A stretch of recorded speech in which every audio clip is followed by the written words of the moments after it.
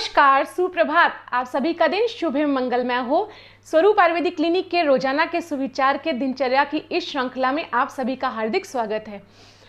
आप सोच रहे होंगे कि लो भाई आज फिर से आ गई हैं और आज फिर से किसी डिजीज़ के ऊपर चर्चा होगी या फिर जो है किसी उसके ट्रीटमेंट के बारे में डिस्कशन होगा या किसी प्लांट के बारे में, औषधि के बारे में डिस्कशन होगा। जी नहीं, आज आपका ख्याल बिल्कुल गलत है, क्योंकि आज मैं आपसे नहीं डिस्कस करूंगी किसी डिजीज़ के बारे में, उसके ट्रीटमेंट के बारे में या किसी प्लांट या औषधि के बारे में। मैंने भी सोचा कि आखिर कब तक हम ये डिजीज़ेज़ के बारे में डिस्कशन करते रहेंगे, डिजीज़ेज़ या उनके ट्रीटमेंट के बारे में, क्योंकि कहीं ना कहीं जाकर कब तक कितनी बीमारियों का इलाज हम ढूंढेंगे और इलाज आपको बताएंगे। तो क्यों ना जिस कारण से ये बीमारियां हो रही हैं उन कारण को ही हम ख़त्म कर दें। उन कारण को ही अगर हम आपको समझा दें और आप वो कारण ही अवॉइड कर दें तो ना बीमारी होगी ना उसका इलाज बताना पड़ेगा। जी हाँ, आपने एक्चुअली में देखा होगा कि आजकल बहुत सारे ऐसे लाइफस्टाइल या डाइट डिसऑर्डर्स हो रहे हैं जो कि हमारे आहार विहार या दिनचर्या की वजह से होते हैं।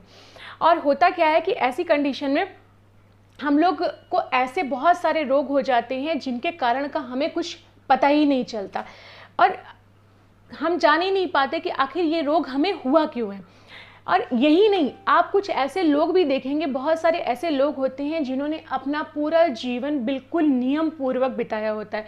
टाइम से उठना, टाइम से अपने दिनचर्या का पालन करना, वॉक करना, व्यायाम करना, अपने खान पान का पूरी तरह से ध्यान रखना, लेकिन उसके बावजूद भी जीवन में कहीं ना कहीं उन्हें भी किसी ऐसी बीमारी का सामना करना पड़ जाता है जिसके कारण का उन्हें नहीं पता होता।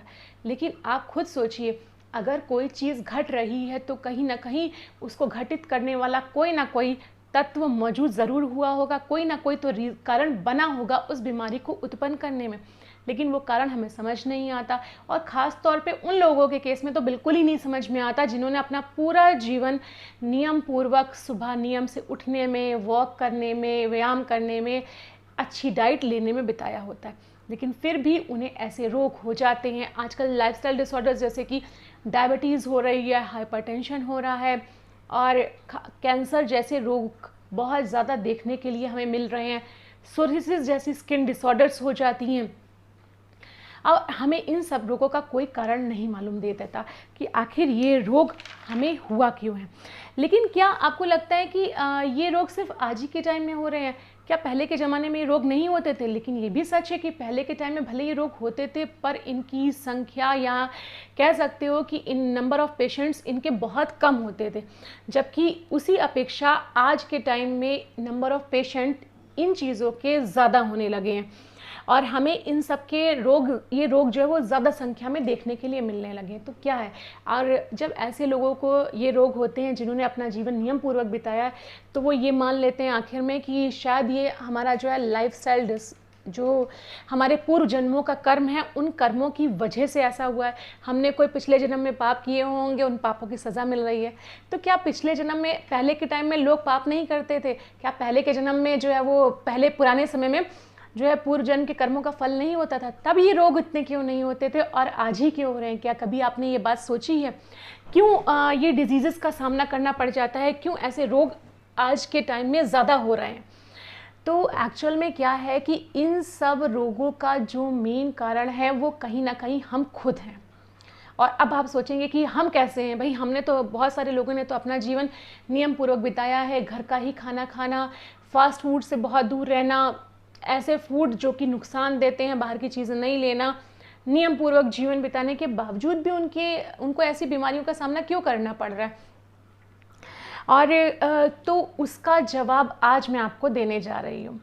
इस बात का जवाब मैं आपको ये दूंगी कि किस प्रकार से हम क्या गलती कर जाते हैं अपने जीवन में और हमें उस गलती का अंदाज़ा भी नहीं हो रहा होता कि किस तरीके से हम अपने शरीर में टॉक्सिन्स उत्पन्न कर रहे हैं और सब कुछ ठीक करने के बावजूद भी हम अपने संग और अपने परिवार के साथ कितना गलत किए जा रहे हैं और दिन पर दिन टॉक्सिन्स उत्पन्न किए चले जा रहे हैं। तो एक्चुअल में होता क्या है कि ये जो रोग होते हैं, ये रोग कोई एक ही दिन में उत्पन्न नहीं होते। हम धीमे धीमे कोई ऐसा आहार या विहार अगर लंबे समय तक जो है वो लेते रहते हैं या करते रहते हैं, कोई ऐसी डाइट लेते रहते हैं या कोई ऐसा लाइफस्टाइल अपनाते रहते हैं जो लंबे समय तक धीमे धीमे धीमे करने की वजह से लंबे समय में जाकर हमारे शरीर में धीमे धीमे टॉक्सिन्स कह सकते हैं आप, या विषाक्त पदार्थ या हानिकारक पदार्थ धीमे धीमे उत्पन्न होते जाते हैं और स्टोर होने लगते हैं। जब इनकी स्टोरेज की मात्रा बहुत ज़्यादा बढ़ जाती है तो वो हमारे शरीर में रोग के रूप में हमारे सामने आते हैं और हम फिर नहीं समझ पा रहे होते कि आखिर ये हमें रोग यानी डिसीज़ कहाँ से हो गई है, जैसे कैंसर जैसे रोग, या फिर जो है वो आपके डायबिटीज़ है, हाइपरटेंशन है, सोरियासिस जैसी बीमारियां आजकल बहुतायत में देखने के लिए मिलती हैं। हमसे क्या गलती हो रही है, इस बात का जवाब आज आपको मिलेगा मेरे इस वीडियो में, जिसमें हम ये जानेंगे कि आखिर हम क्या गलती कर जाते हैं जिससे हमें ऐसे रोग हो जाते हैं।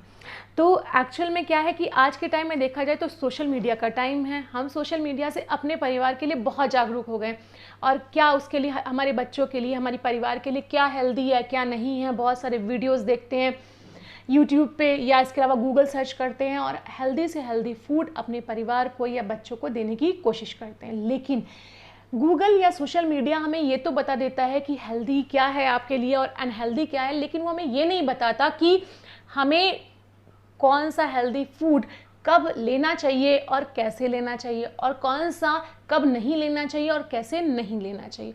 वहीं पर ही हमारी से गलती हो जाती है और ये छोटी छोटी गलती जब हमसे रोज़ होती रहती है या जल्दी जल्दी होती रहती है तो वो हमारे शरीर में विषाक्त पदार्थ यानी हानिकारक पदार्थों को यानी टॉक्सिन्स को स्टोर करती है और जब ये टॉक्सिन्स बहुतायत मात्रा में इकट्ठे हो जाते हैं तो वो डिजीज़ का रूप ले लेते हैं और हम सोचते रह जाते हैं कि हमने तो अपने परिवार को या अपने बच्चों को हेल्दी फूड खिलाया, उसके बावजूद भी इनमें ये प्रॉब्लम कैसे देखने के लिए मिली।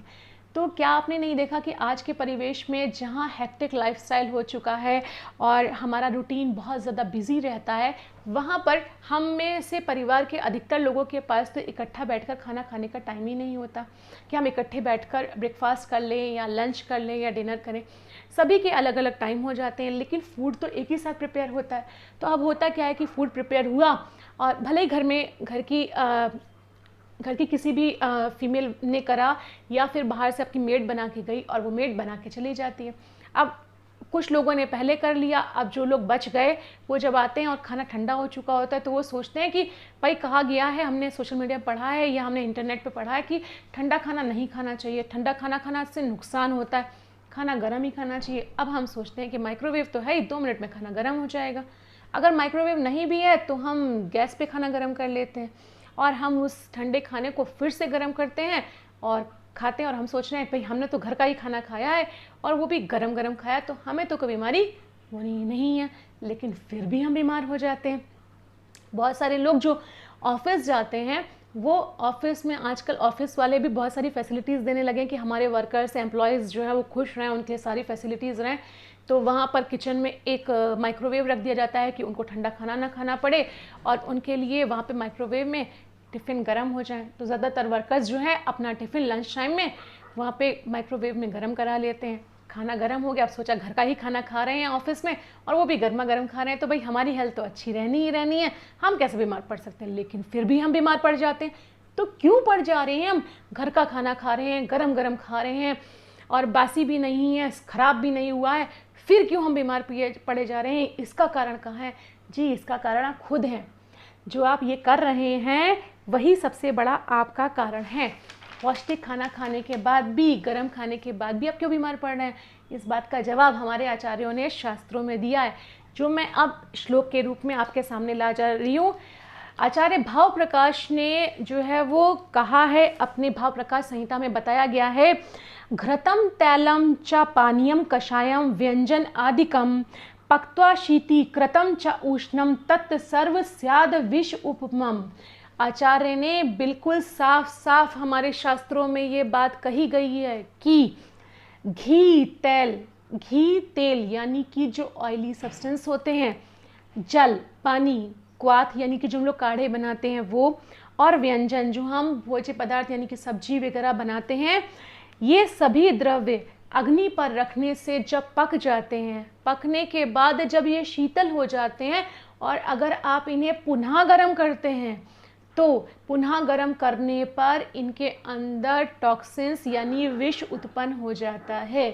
देखिए साफ साफ आचार्यों ने पहले के समय में बात बताई है कि यानी कि अगर आप जैसे आपने घी तेल कोई भी फ्राई सब्सटेंस बनाया, कोई भी चीज़ तली और आपने तलने के बाद वो ठंडा हो गया, ठंडा होने के बाद आप उसे दोबारा फिर से जब कुछ तलना हुआ तो आपने सोचा भाई इतना सारा घी तेल हम ख़राब थोड़ा ना करेंगे, आप उसको फिर से गर्म कर लेते हैं, तलने के लिए यूज़ कर लेते हैं। तो ये विष का काम करता है, ये आपको नहीं करना है, क्योंकि बाद में फिर से स्नेह को गर्म करके यानी ऑयल या घी को गर्म करके अगर आप उसमें कोई चीज़ फ्राई करते हैं या बनाते हैं, उसका यूज़ करते हैं, तो वो हमारे शरीर में टॉक्सिन्स को उत्पन्न कर देता है। इसी तरीके से अगर आपने घर में किचन में फूड प्रिपेयर करके रख दिया, भले किचन में रख दिया या फ्रिज में रख दिया, और वो ठंडा होने के बाद अगर आप उसे फिर से गर्म कर रहे हैं तो वो आपके शरीर में टॉक्सिन्स को उत्पन्न कर देता है। धीमे धीमे जब ये टॉक्सिन्स हमारे शरीर के अंदर इकट्ठे होने लगते हैं, यही दिनचर्या चलती रहती है, और जब ये काफ़ी सारी मात्रा में इकट्ठे हो जाते हैं तो हमारे अंदर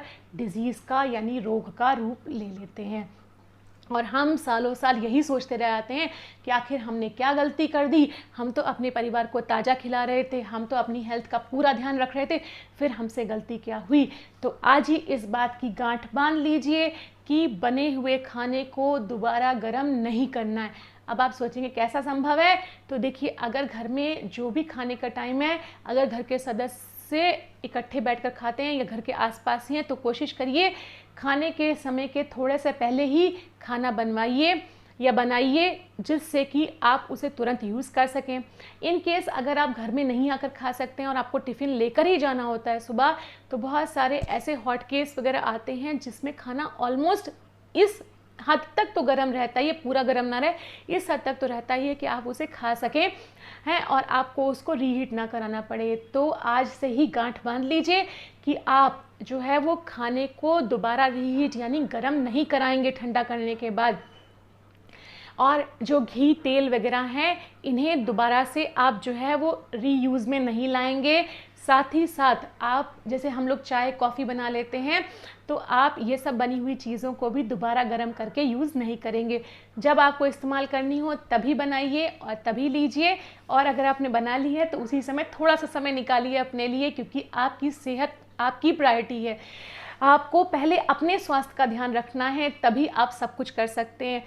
कितनी बड़ी बात आचार्यों ने, कितने बड़ा राज हमारे सामने खोला है। हम सब कुछ तो कर रहे थे, अपनी सेहत का ध्यान रख रहे थे, फिर भी एक छोटी सी गलती कर रहे थे और आज तक कारण नहीं जान पा रहे थे कि क्या कारण था हमारी बीमारी का, जबकि हमने अपना जीवन पूरी तरह से नियम पूर्वक बिताया है। तो कि आचार्य ने एक श्लोक के अंदर सारी बात क्लियर कर दी कि हमें खाना बनाने के बाद में उसे ठंडा होकर दोबारा गर्म नहीं करना है।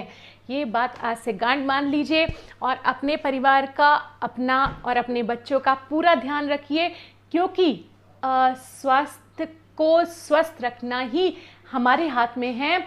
और हम अगर ऐसा करते हैं तो हम बीमारियों से बहुत दूर रह सकते हैं। इसीलिए मैं हमेशा कहती हूँ कि सबसे पहले अपनी दिनचर्या बदलिए और स्वस्थ रहिए, क्योंकि आप अपनी दिनचर्या बदलेंगे तो ही आप स्वस्थ रह पाएंगे और तभी आप रोगों से दूर रह पाएंगे। और इसके लिए आपको क्या करना है, हमारे दिनचर्या के सुविचार की श्रृंखला से हमारे साथ जुड़े रहिए। अगर आपने मेरा चैनल सब्सक्राइब नहीं किया है तो आज ही मेरा चैनल सब्सक्राइब करिए। आप हमारे साथ जुड़े रहिए। कल मैं फिर से मिलूंगी, आपके सामने प्रस्तुत होंगी एक नए विषय के ऊपर चर्चा करने के लिए। और हो सकता है कि इस बार हमारे आचार्य फिर से कोई बात आचार्यों ने बताई हो जो हमें नहीं पता है, हम वो फिर से आपके सामने लेकर आएंगे और कोई बड़ा सा राज खोल देंगे। तो इसके साथ मैं आपसे इजाज़त चाहूँगी। कल फिर से मिलूंगी इसी समय पर एक नए विषय पर चर्चा करने के लिए। तब तक के लिए मुझे इजाज़त दीजिए। धन्यवाद। नमस्कार।